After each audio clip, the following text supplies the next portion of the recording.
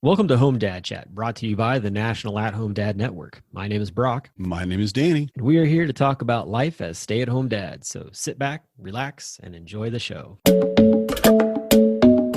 No, I don't want much. I even love handmade crafts made of macaroni. Come on now, you should know me. Times I might eat too much. No worry about my weight, got the dad bod rocking on me. Sketches on my feet, cargo shorts look good on me. I'm a dad, that's what I do. Hey, everybody, welcome back to Home Dad Chat. Tonight, we are going to have a wonderful conversation with a good friend of ours, Ariel Isenberg, and we're going to be talking about Hanukkah. And I have not really celebrated Hanukkah as like part of my tradition or my family, but I did get involved in celebrating Hanukkah in a very interesting way just a couple of years ago. And Danny, I don't know, have you had any experience with celebrating Hanukkah? Well, I've never celebrated it, no, but have had friends throughout my life who have, and studied a little bit about Jewish tradition and just various things, basically, because it was, for me, it was the precursor to Christianity, which was what I was learning to be.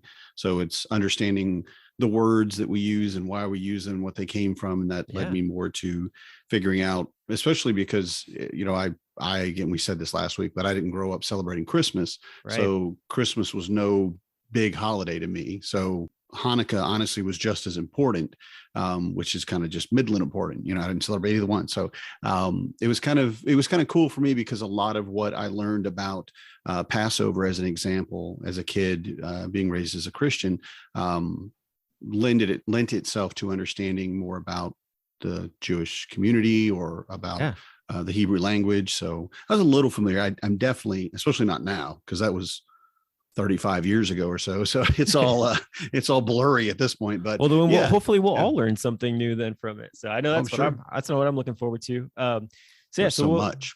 Yeah. And so we'll have Ariel in here in just a bit here to talk. And if you're watching on YouTube, you'll see he's just kind of hanging out on screen and watching us right now. And it's not his turn to talk. Not his turn to talk. Cut him off, sir. We'll get him in there.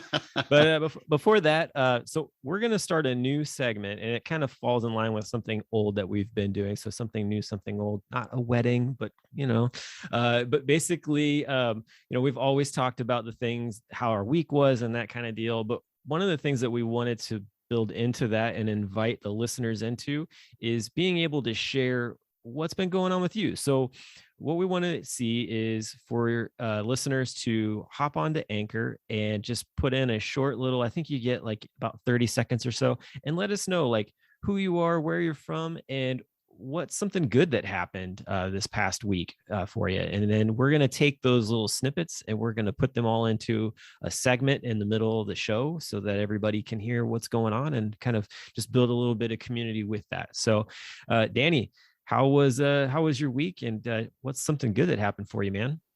My week's been pretty busy. We got back to school, of course, yesterday after the holidays. Everybody had a week off. I pushed everybody's bedtime a little bit later, and we kind of paid for it on Monday morning, but it was good. It was really something that we wanted to do because we had just some extra time. We didn't have to get up in the morning. We might as well, they're going to sleep in. Sometimes the older kids did, the younger kids didn't. But I really enjoyed, the best part of it, I think, for me, is because they got to stay up a little bit later. Of course, they were very happy, but then they still kind of got up early in the morning, and it was just 2 instead of 4. Which it's still 2 kids, but it's a lot of time this week that I got to spend just with my littles, Nice. Whereas usually it was the other way around, where I had to get up my grumpy teenagers and get them out the door. But my littles were kind of just happier, and we'd sit around and we had breakfast, and we, what do we want for breakfast? We want to make breakfast, or we want to get something out of the freezer or whatever, because we have some little nasty, like, sausage, egg, and cheese croissant things that they love. And I'm like, sure, eat them. You can have dad, sure. But some days we cooked, and some days we just took things, and sometimes we just had toast. It was fine. But I think I'm really most grateful for having done that in hindsight, although it really was difficult Monday getting everybody back on schedule. Yeah. But having that extra time at night, so we got to watch a couple of movies. We did end up watching The Nightmare Before Christmas eventually. Okay. So got some good movies in this last week, or at least snippets, parts of most movies. Heck yeah. Yeah. So that was it for me. How about you, man? How's your week and what's been great? For me, the week was good. So Thanksgiving, we watched 8-Bit Christmas, which I was really excited about. And we talked about that on the show, just as an upcoming movie. And so that was a lot of fun. I really enjoyed that. We also just we were watching, Charlie Brown Christmas, Charlie Brown Thanksgiving, all that stuff on Apple TV. And I've got to make one retraction because I got my my balls busted last night during Dad Lounge from Grady Black because he was like, "You messed up, man, with the whole National Lampoon thing." And I'm like, "What?" He's like, "George Burns wasn't in National Lampoon." And I'm like, "What?" And I did not pull up Google when I was talking about that. And I was like, "What? No way." And I looked at it and I was like, "Oh my God, you're right. It was William Hickey. That's who Grandpa Lewis was." So or Uncle Lewis was. So you said it and I just blame my bad memory. I'm like, oh heck, George Burns. Awesome. I love George because he was one of those guys that always smoked a cigar. And I remember that even as a kid. Yeah, he was like 99 and a half years old and he's still smoking a cigar. Like, I don't care. I'm going to smoke a cigar. And so I'm glad you made that correction though, because that I was like, I just went with it because I figured you knew what you were talking about. Oh man, as soon as I jumped on, Grady was like, "I have a bone to pick with you." I'm like, "Oh crap." I knew I was in trouble. And then Grady's not gonna let you get away with it. No, he's not. And then on top of it, he also pointed out to me something that I didn't really think about, and that's the fact that Bethany, the other, his wife in the show, Mae Questel, was actually the voice of Betty Boop.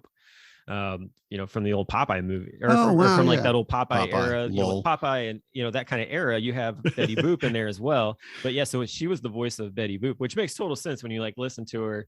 But yeah, so anyway, apologies for anybody who was like, "What are you talking about, George Burns?" So, I blame it on the whiskey. Proof positive. We don't know what we're talking about sometimes. So we watched lots of movies too, ate lots of pumpkin pie. My wife, by the way, makes an amazing pumpkin pie.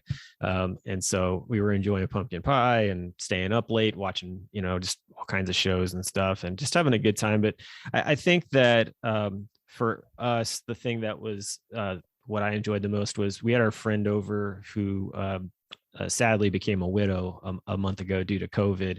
And we had her over for dinner and got to talk with her a bit. And I think for me, that was the big highlight, just getting to spend time with her. And then my wife actually spent time with her just the other night going through wedding pictures because apparently they were married for 9 years and they never printed off any of their wedding pictures.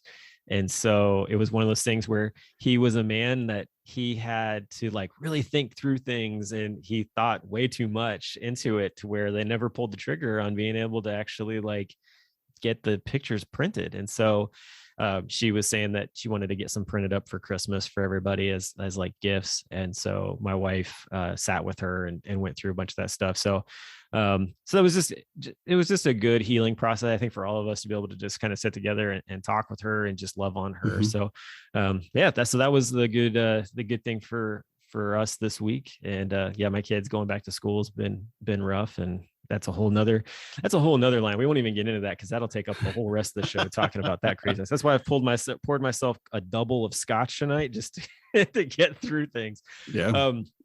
But aside from that, if anybody else has stuff, make sure to send it to us so that we can hear what's going on good in your life. If it's anything, it can be just fun stuff too. I mean, honestly, we were joking about the fact that hey, I potty trained my kid. It was awesome. It could even be something fun as far as hey, I changed my kid's diaper and they peed on me. The other one passage. Yeah. Well, the other one that's really bad is, my kid crapped in the toilet or crapped in the tub while I was trying to give him a bath kind of thing. He has to wash all the toys. So whatever it is, we want to hear it. So share it with us. And we're walking around right alongside you in life with all this. And these are a lot of things that we've all experienced. So, but tonight on the show, talking Hanukkah, we have our good friend, Ariel Isenberg. So we want to bring him on. And Ariel, you are free to jump on and start talking to us, man. How are you doing? I am doing great, Brock. Thank you so much for you and Danny for having me on. You were mentioning your wife's pie. I got to say, my wife has you beat. I'm sorry. She made a pumpkin cheesecake topped with a pecan brulee and a graham cracker crust. And It's phenomenal. That does sound phenomenal, and I love cheesecake, so I would like it. My wife would not eat it. And it's actually vegan. So Ooh, okay. my one daughter who despises tofu will actually eat tofu now because of this pie. So Okay. Sweet. You know, contrast between different cuisines aside, it was a good time. And I opened tonight a Abalor Una for the occasion. You poured yourself a double. I poured myself a single. It's cask strength. So. Ooh, yeah. A single is a Avalor double in cast cast strength for rough, sure. yeah. But it sounds good nonetheless, man. That's awesome. And Danny, you got something too, man. I have I will call it an early Christmas present, but really it was just a buddy of mine, Terry, who just said, you need some better bourbon in your life. And he sent me sample bottles of some of his favorites. And this was number 5 of 5. He said, start at this one and go this way. And it's Old Forester Statesman. Oh, Nice. Yeah. And I'm like, this is number 5. All right, let's go. I want to know where number 1 is pretty quick. So I starting there at number 5. That's pretty good. Right. I'm like, where are we going, man? Because right? I did look it up a little bit. I'm like, okay, because I want to figure too, because I've got 5 of them. I'm hoping one of them I'm just going to have it and be like, oh man, this is it forever. This is what I want. And then I can find and go to my local guy, the bottle shop here in town, and be like, hey, buddy. And I don't remember his name now, dang it, but I'll remember his name when I see him. Like, hey, Johnny Joe, whatever your name is, remember me? And he will, because I've got a Georgia accent and yeah, so you're new to the neighborhood. You can get away with not knowing. I stick well, out. Danny, let me just say that there is no favorite or forever bourbon, but there is always a go-to bourbon. Yes. Mm-hmm. There's always room for expansion, whether it be bourbon or scotch or any other kind of single malt. But there's always a go-to. This one is so good, this Old Forester. I mean, it's got a little bit of burn after, but yeah. When you said it was Old Forester earlier on, I thought you meant like just like their base model. I didn't realize like you had the Statesman. That's some good stuff. So kudos to your buddy. He's setting you up well. So I'm curious to know what else you got in there. he's a man among men for sure. He has been he's an incredibly generous person. He's a very knowledgeable person, and I love just knowing him. I wish we lived closer. And he's definitely treating me right. That's for sure. I don't know what I've done, but I'm glad whatever I did it, Well, anyway. Before we get too far down this rabbit hole of things, what you got there, man? You got a dreidel? Oh, you got a little dreidel. Okay. I made this one out of wood. Okay, it's not made out of clay? Nice. It's not made out of clay. I made this one out of wood. Oh. When I tried to spin it, I knew I would win it if I could. So thank you both for having me on. So now that we're past the whiskey part and the one good thing for this week part, what can I tell you, gentlemen? Man, so all right, I'll just go to this. History-wise for me in Hanukkah, I was telling Danny this before we jumped on. I grew up Catholic, and I grew up in a small area where there wasn't a whole lot much more culture-wise outside of that. I didn't really learn about Hanukkah until I heard Adam Sandler sing about it on Saturday Night Live. Well, so I will say that while Hanukkah is a very popular American holiday, it's not necessarily a religious or a major Jewish holiday. It's majorly observed. Yeah. But it's not the type of holiday like Rosh Hashanah or Yom Kippur, which is talked about in the Old Testament itself. The events that happened during Hanukkah happened after the writing of the Old Testament. So it's a joyous holiday, but it's not a religious holiday per se. Mm-hmm. Yeah, and that's the thing that I was finding when I was just kind of like doing some like light Google searching through.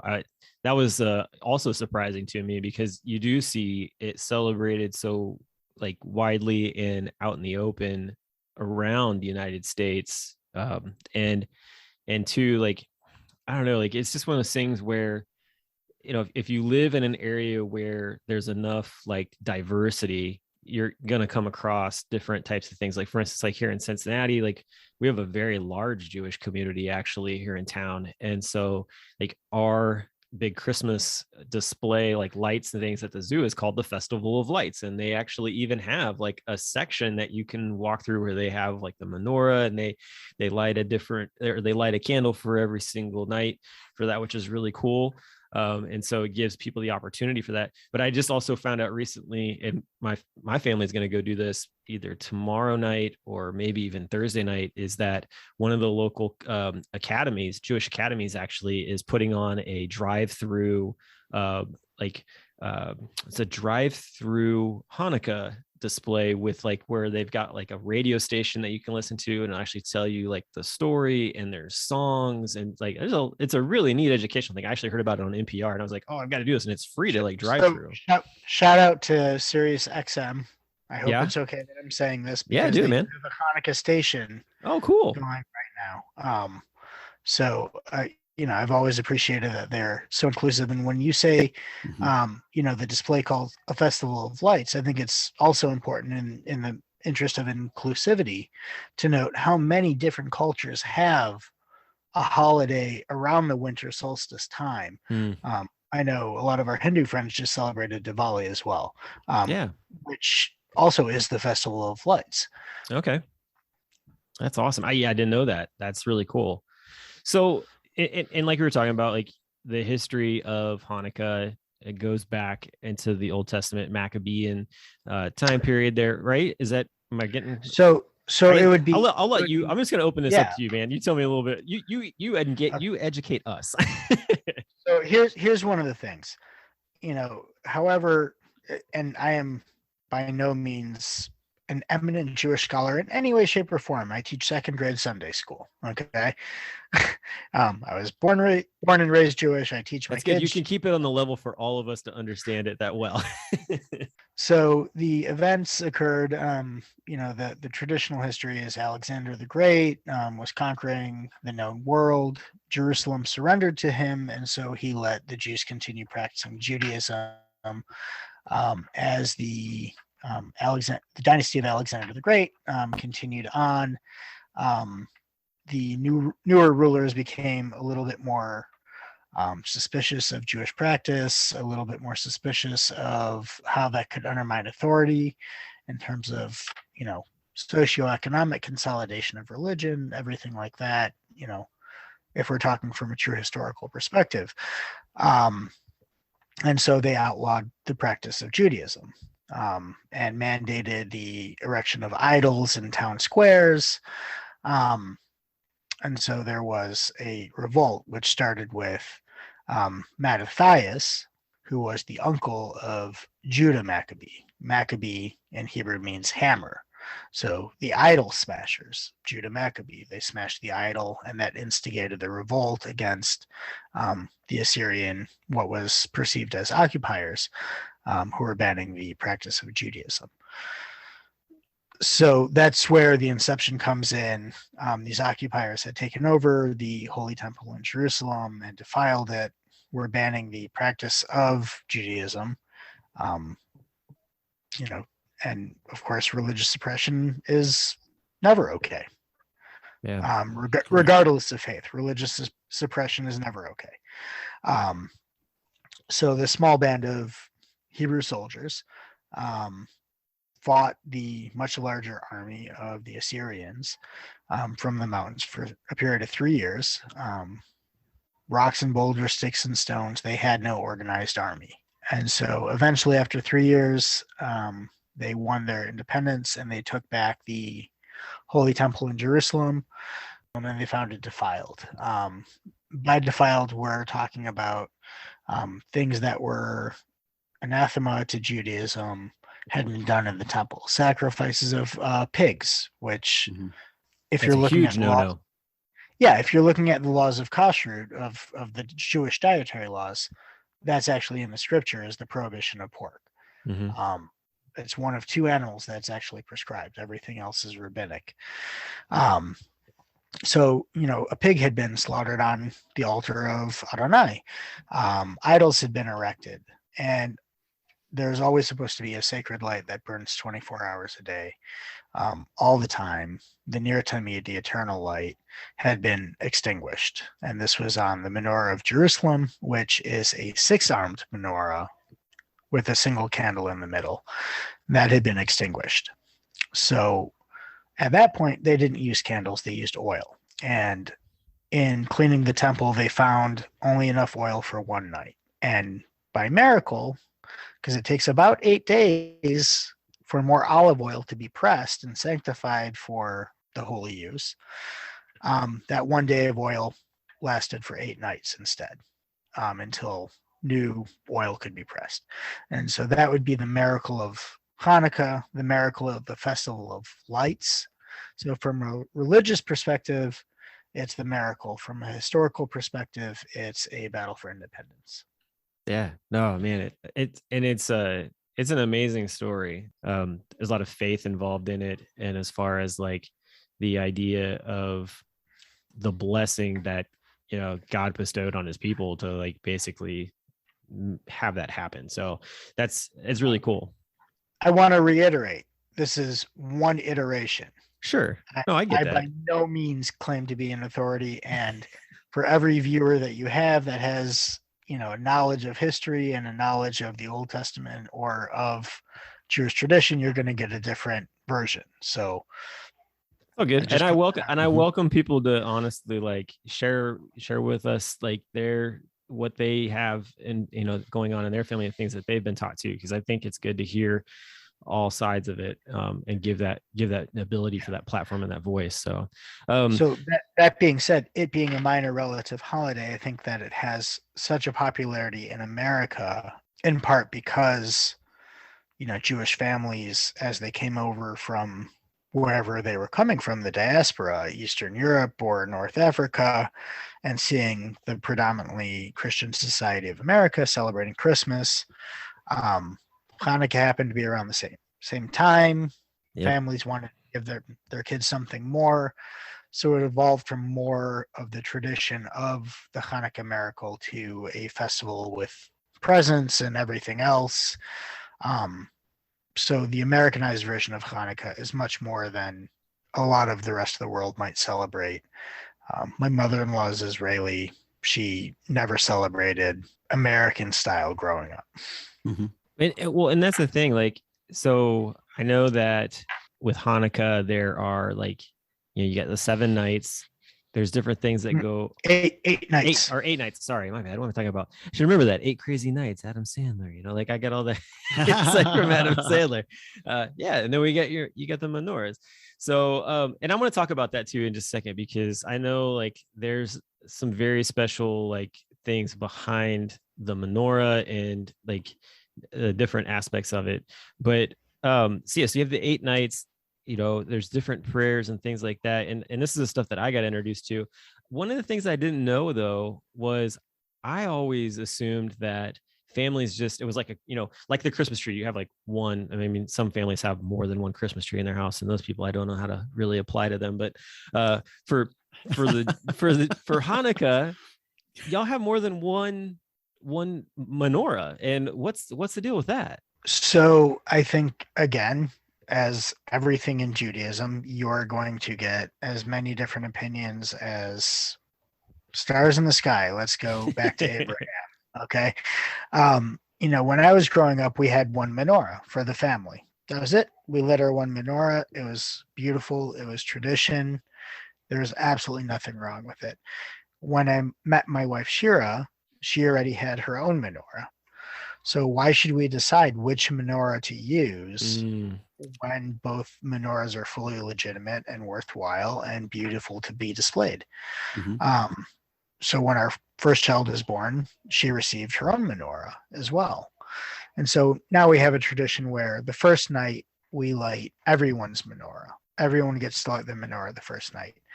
And then each other night, a child gets to light their own menorah. And then we have a night where we light the family menorah, which is a menorah that Shira and I got when we were dating. And then the final night, we light all the candles. Now, if my math is correct, you need 48 candles for a menorah for all 8 nights of Hanukkah, because you have the 8 branches of the Chanukiah, because in Hebrew, menorah is simply a candle holder. So in the temple, the menorah was the candle holder for the Ner Tamid and had 6 branches. This is technically a Chanukiah because it has 8 branches with a central candle, which would be the shamash. You light the shamash and then you light the other candles. the newest candle always goes first, because otherwise it gets jealous of the other candles. And it's left to right, isn't it? Is that correct? Just like Hebrew. Yep, left to right. Yeah. So the candles go in progression from left to right, but you always light the newest candle first. So the candles go in progression from left to right on a night by night basis, but you always light from right to left. Ah, okay. Very cool. So, and like I said, like my family got involved with this a couple of years ago with Hanukkah, because of a post that you put. I don't remember if it was in, I don't know if it was on like just your public page, or if, I think it might have been just on your public page, possibly. It might have been in the National At Home Dad as well, but it was back a couple years ago. There was an incident that took place in Pittsburgh where, and I think there were a few other places too, where synagogues were getting attacked. And I remember you posting the story about your daughter kind of being apprehensive about celebrating it because of just the oppression that was coming at the Jewish people. And I remember like turning to my wife and like reading the story to her, and was just like, look at this, like, listen to this story. And she knew you through just me talking about you from like Dad 2.0 and Home Dad Con and stuff. And we were just kind of talking about the fact that, like, yeah, you got the shirt on. Doug Fritch would be so happy. But anyway, I mean, we were just like, man, our kids, like, what would it look like for our kids to be in that situation? And, you know, we really felt like we wanted to get behind, you know, just supporting and showing like an allied spirit towards the Jewish people. And it seemed like a lot of other people were in the same camp. Like they were all just like, all right, like, what can I do? And you seem to take quite an initiative on it in a lot of ways. And we're very like open to talk to people and help out in some different areas. And like, we went out and like ended up buying our own, but it seemed like you were going kind of above and beyond. What was all going on at that time for you and your family? So, as I said, I think earlier, I teach second grade Sunday school.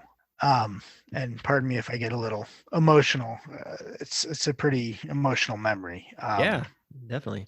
I found out about the shooting at the Pittsburgh synagogue when I finished teaching Sunday school that day. A gunman had gone into the synagogue and opened fire.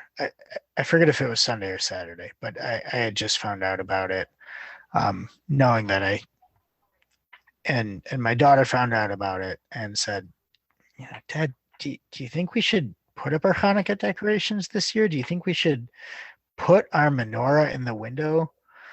Because the tradition is to put your menorah in the window to broadcast your faith and your pride in your faith for everyone to see. And in a predominantly non-Jewish community. And we have a wonderful community in Naperville that has all different religions and cultures.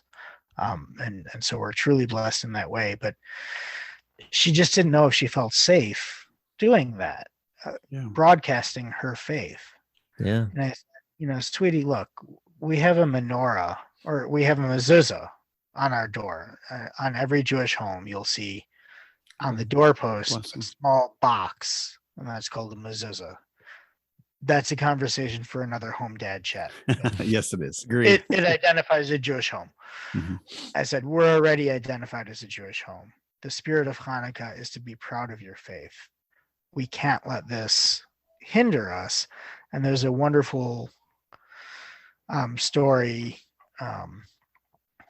about another community that put menorahs in their windows in support of a Jewish neighbor who had experienced anti-Semitism. And it inspired me to post, I believe nationally. But yeah, people all over the neighborhood wanted menorahs, and I worked with a local organization to provide menorahs to those families, whether through menorahs they had or menorahs I was able to snag. And it was beautiful. And, you know, I've never raised my children to be anything but proud of their heritage and their culture and background. So it was very special. Yeah, no, it was Absolutely. Definitely it was a time where it was really beautiful to actually like watch how you as a dad walk that out with your kid. I think that that's something that you know, as parents, like, you know, it's not something on the forefront of like how, you know, how would I deal with the situation kind of thing. But it was really to me, like I felt blessed to get to be brought into that circle, being able to like see you walk that out, and the way that you supported your kids, and the way that you were, you know, trying to, you know, just raise awareness to everybody else. And I don't know, like it was just, to me, like it was one of those things where it's like, man, like the unity that was involved, and people were like, I'm not Jewish, but man, I'm willing to like put this in my window, and I'm willing to celebrate the, you know, this holiday that I know probably absolutely nothing about, but I'm willing to learn some things about it. And yeah, man. I want to give a big shout out to Brian Gordon at Foul Language Comics as well. Yeah. Because he did a beautiful piece. Brian does dad-centric comics with the Foul Language brand. I believe he's expanded into other avenues as well. But he did a really meaningful piece that he told me was inspired by that story. You can check it out on his website. But, you know, just in terms of identity and heritage and how we identify, I think it's meaningful when different cultures are represented and identified, whether it be Hanukkah, whether it be Diwali. Identity and representation matters, and my kids recognize the absence of recognition. Okay, they recognize, you know, when something is absent about Hanukkah, and it's only for Christmas or something like that. And so, you know, a happy holiday is appreciated as well as anything else. And we try to teach, you know, appreciation of all holidays, regardless of how they're related to ourselves. Big shout out to Lowe's for wishing everyone a happy Hanukkah as well. The only corporation I saw that do it over Thanksgiving break. Nice. That's awesome. Good for Lowe's. That is cool. I didn't see that. I'll have to look for that. We'll have to post that up for sure, because that's awesome, man. I think that the other thing, honestly, with just the fact that like you're talking about like the happy holiday stuff, you know, growing up Catholic, and then kind of transitioning into like just a non-denominational Christian side of thing, like people have had like such a hubbub about like, oh, like keep the merry in Christmas. And I'm just like, for me, like, I'm like, shut up. Like, seriously, like, you know, be sensitive to the fact that you're not the only ones in the room. Like I have this conversation with people all the time. I'm like, you know, how is it loving to exclude people during a time when everybody is celebrating a holiday? Like, why can't it just be happy holidays? And so I hope that more people catch on to just the fact that like kind of December is just very much just I feel like a season of faith, and really just, you know, enjoying celebrating with your family and coming together. Like that Thanksgiving to Christmas time, like that's the time of the year, man. You're like kind of closing up the year, especially after the past 2 years of how crazy it's been. Yeah, no kidding. I mean, you look at the whole span of holidays over the year, regardless of culture, it's seasonal transition, right? Fall into winter, spring into summer. We're looking at the progression of seasons. We're looking at how it might have been observed and what might have been important to our ancestors. Yeah. So if you go developmental that way. So what's Hanukkah look like for you and for your family? Like, what do you guys do this? Because it started last night. It started Sunday night. So we're in night 3. So yes. And everybody's going to be hearing this after it's over with, but still, like, what do you guys been doing as a family, and what are you guys going to be doing as the week goes on? So quick crash course. First night was Sunday. First day was Monday. So all Jewish holidays start at sundown the night before. So anytime you see on a calendar a Jewish holiday, assume that it starts at sundown the night before. But we're lighting the candles, we're singing the songs, and for us, we've established for our family no gifts on the first night. Hanukkah is not about gifts. It's about the meaning. It's about the miracle. It's about perseverance and faith. And so we are strictly no gifts on the first night.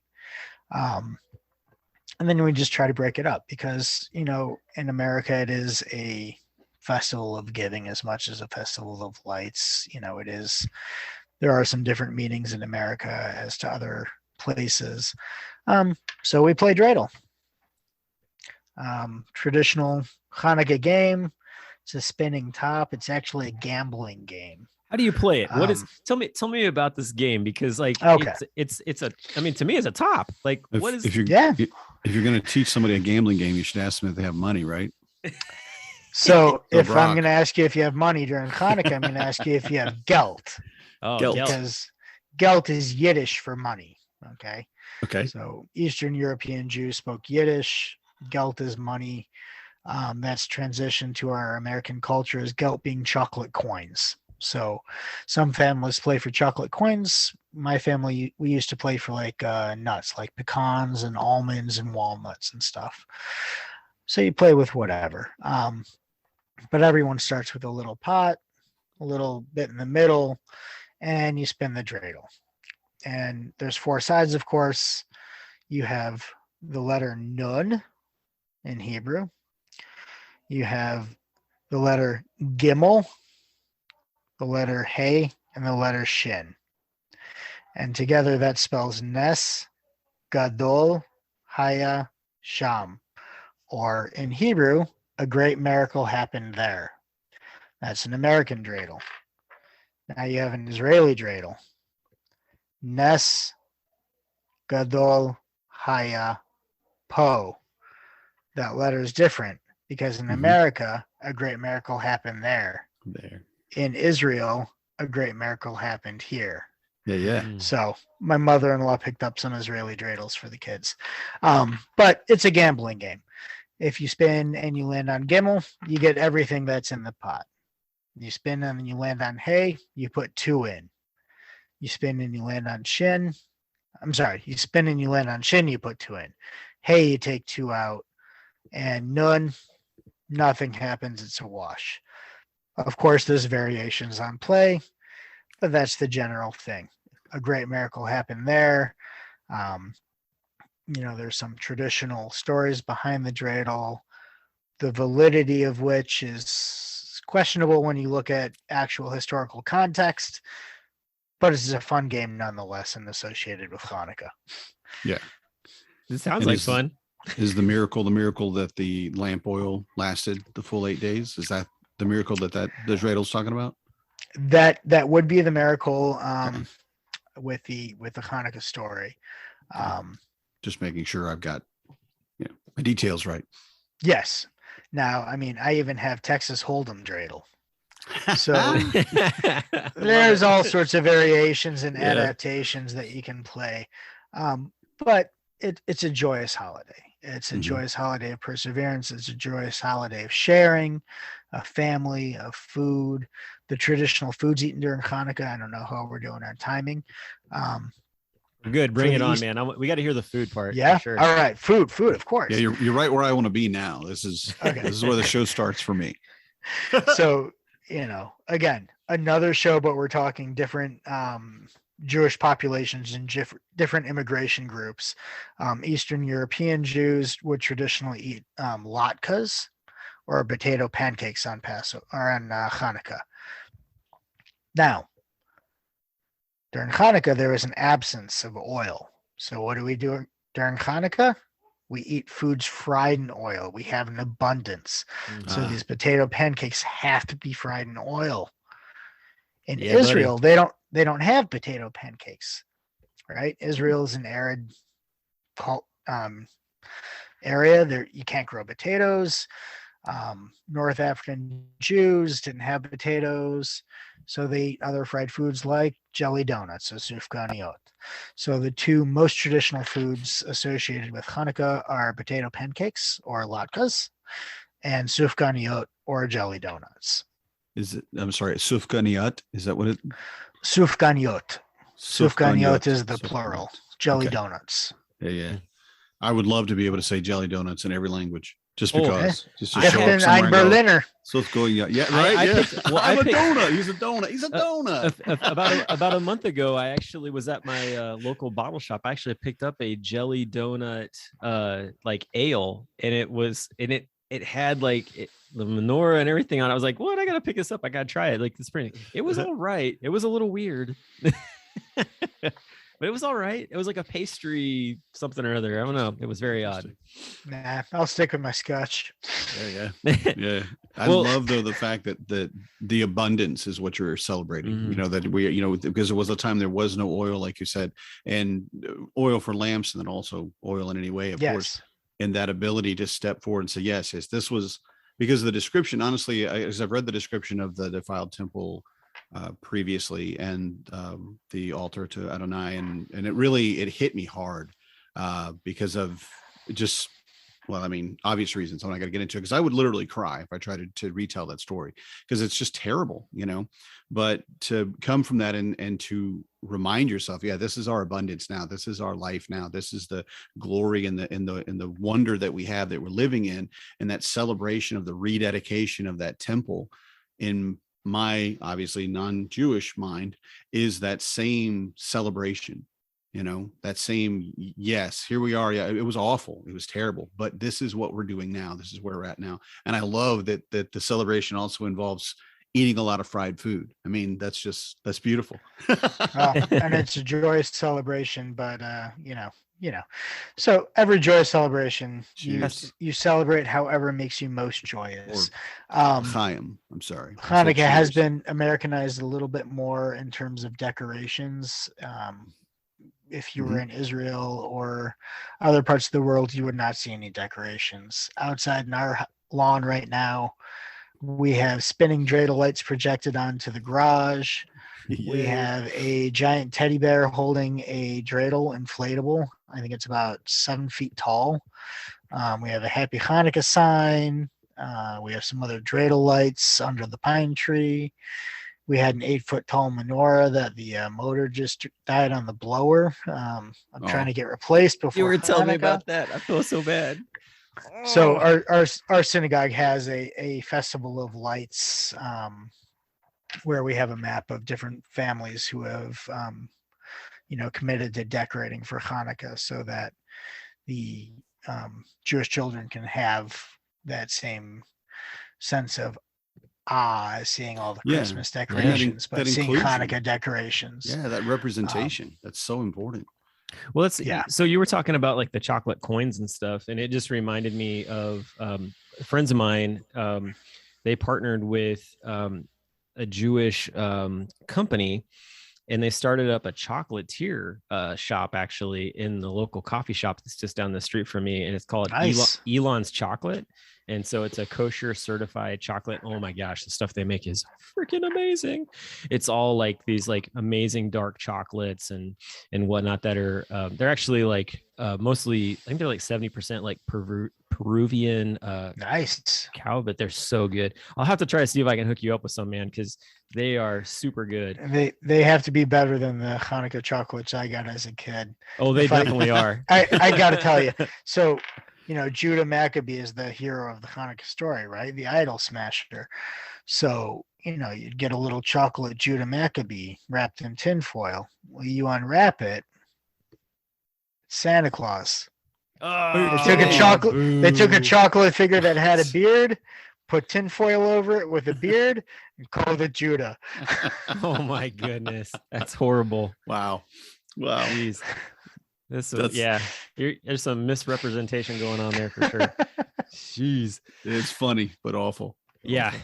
But man, I really appreciate you coming on though and sharing about your faith and about Hanukkah, because I feel like it's a conversation that comes up on the national close page quite frequently with guys, like, because you've got guys who are married, like there's mixed marriages. Like I remember one guy was saying, like, he's like, I'm Catholic, my wife's Jewish, like how do we do this thing? And other people are like, I found out I was Jewish, like what does that mean, kind of deal. And so I really hope that like guys listen to it, be able to get to hear a little bit of that. But I know that I've seen you jump in on some of those conversations, and other guys too jump in and be able to just sort of walk alongside of people. And I think that's the thing that I love most about the closed group is you can ask those questions and be open about it, and there's a lot of support there. So I really appreciate you getting to come on, that you came on the show, that you gave us time to talk about it. I really hope that your daughter is in a better place with everything after everything that's going on. She is. She's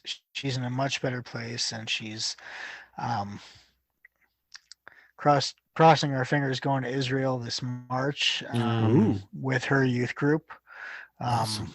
Hoping that travel stays open. Yes. But yeah, the Jewish identity, the Jewish pride, the connection with other underrepresented groups, visible or invisible, is there and important. And I appreciate Brock and Danny, you both having me on to talk about Hanukkah and how it fits into a season that so many people celebrate. Definitely. Danny, you got any final things you want to say or anything? I'm putting you on the spot. Well, no, I always have something to say, but I think time wise, we're probably about where we need to be. My only thing was I was going to ask at some point, because I live in this is a brand new neighborhood where I live now. I don't really know anybody. You're in Georgia? I'm in Wisconsin now. Oh, Wisconsin. So well, I was never in mind. I wasn't. Yeah, in right. Georgia, right. I could help you out. In Wisconsin, what do you want? Well, I was going to ask, if I did happen to see someone that was displaying and I'm going to still call it a menorah because I can't remember the other word. Menorah is perfectly appropriate. So if I see the candle holder in their window, is there something that I could bring them or do for them? Because my idea, is I want to go next door to the neighbors and make them some bread. Or it's just something I'd like to do. And I really like the neighborhood. The community is very tight knit. And I have to believe that if there are any Jewish families in this area, that they're very few and far between. But we have a college right here. And of course, college can bring people from literally all over the world, although it's not that big a college. But if it was something that, what can I do to help, to support, I guess. I think, the inclusivity aspect of keeping in mind how many different cultures have religious or cultural observances around this time is important, not just for Judaism, not just for Christianity, but for all cultures and faiths. That being said, in a college town, you could always see if that college has a Hillel chapter, which is a Jewish student organization. Reach out to them and ask them how you can be how can you be welcoming to that community. Regardless of faith, I would always be a little bit apprehensive just going up and knocking on someone's door and wishing them a happy holiday, just because who are you? Right.